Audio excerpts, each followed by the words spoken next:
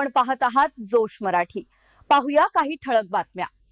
युद्धजन्य परिस्थितीमुळे देशभरात इंधन पुरवठ्याबाबत निर्माण झालेल्या अनिश्चिततेच्या पार्श्वभूमीवर हॉटेल आणि रेस्टॉरंट उद्योगासाठी एक महत्त्वाची आणि दिलासादायक बातमी समोर आली आहे।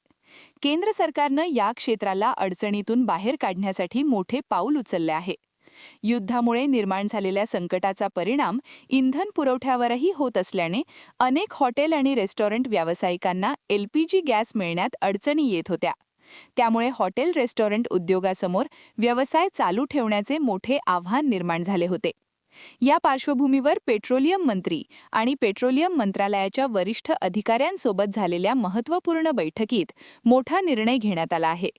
त्यानुसार हॉटेल आणि रेस्टॉरंट व्यवसायांना त्यांच्या सरासरी मासिक व्यावसायिक एलपीजी गॅसच्या गरजेपैकी किमान 20% गॅस उपलब्ध करून देण्याची तयारी सरकारने दर्शवली आहे।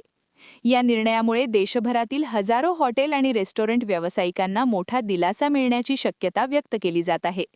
गॅसच्या मर्यादित उपलब्धतेतही व्यवसाय सुरू ठेवण्यासाठी हा निर्णय महत्त्वाचा ठरणार आहे।